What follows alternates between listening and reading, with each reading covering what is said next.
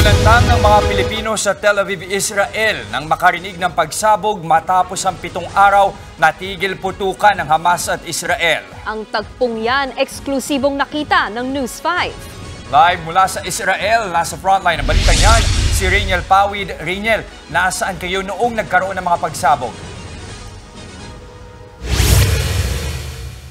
Jess, Dicky, kalalapag nga lang namin dito sa Israel kahapon at papunta nga sana doon sa Filipino community sa Tel Aviv nang biglang magkagulo yung ating mga kababayan. Nasaksihan at narinig pala nila yung pag-atake o yung mga missile mula doon sa Gaza Strip. Buti na lang na-intercept o naharang ito agad ng Iron Dome ng Israel. Hindi nag-siren? Alas 5 ng hapon nitong Biyernes, nagkagulo ang komunidad ng mga Pinoy sa bahaging ito ng Tel Aviv, Israel. Narinig kasi muli ang mga pagsabog malapit sa border ng Gaza. Balik-bakbakan na naman kasi ang Israel at Hamas matapos hindi magkasundo ang dalawang panig na palawigin ang tigil putukan. Ang mga ganitong tagpo ang nag-udyok sa Pinoy na si Heidi para iuwi na agad sa Pilipinas ang kanyang baby na kasisilang lang nitong nakaraang buwan. Minsan di ka makatulog, ganun. So, nag-decide po kami mag-asawa na iuwi ko na lang muna si baby. Ay, isipin mo na lang yung safetyness ng bata, yung baby ko. First baby ko po. So, ayun. Ngayon, napapasalamat ako at na-invento yung video call, yung mga ganun. So, thank God na kasama niya na yung papa niya. Wala na naman daw kasing tigil ang pagdagundong ng mga bomba, lalo na nitong mga nangakaraang linggo. Iniisip ko na lang na walang hindi kakayanin para sa anak. Ganun naman po yung magulang. So, fight lang po. Sa kabila ng patuloy na digmaan, pilit na bumabangon ang ilan nating kababayan dito sa Israel. Biyernes at Sabado ang karaniwang pahinga ng mga Pilipino dito sa Israel. At ngayon nga nandito ako sa Yesho Damala Street sa Tel Aviv at makikita ang tila balik normal na ang mga negosyo at pamumuhay ng ating mga kababayan. Ang food house ni Rusty, unti-unti nang bumabalik ang sigla ngayong dumadagsa na ulit ang kanyang mga parokyano.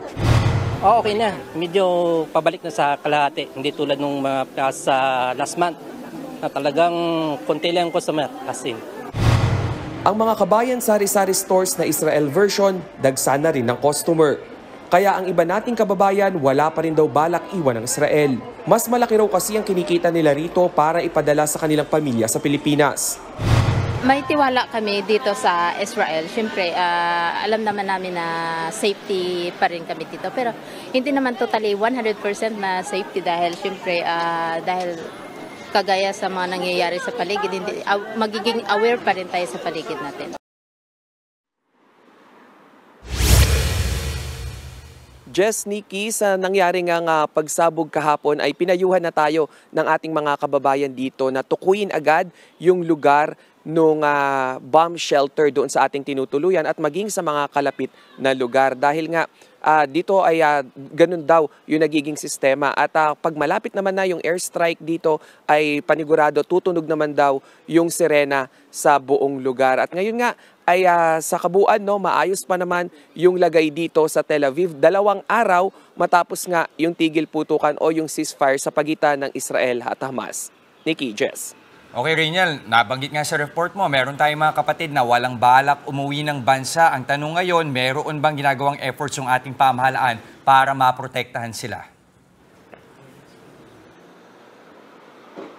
Jess, ayon nga sa Philippine Embassy ay nakikipag-ugnayan na sila dito sa Israeli government. Pinalalakas ngayon, particular yung doon sa nursing industry or yung doon sa caregiving industry na lahat sana ng mga tutuluyan ng ating mga kababayan ay maglagay noong bomb shelter para na rin sa kanilang kaligtasan. Bukod pa yan doon sa mga nilalatag na ibang benepisyo para nga dito sa mga Pilipino na nasa Israel. Jess. Maraming salamat at ingat kayo dyan. Nag-uulat mula sa Tel Aviv sa Israel, Rainiel Pawid. Mga kapatid, Jess De Los Santos po. Iba na ang may alam at may pakialam sa panahon ngayon. Para sa tuloy-tuloy na balitaan sa Frontline kahit weekend, mag-follow at mag-subscribe.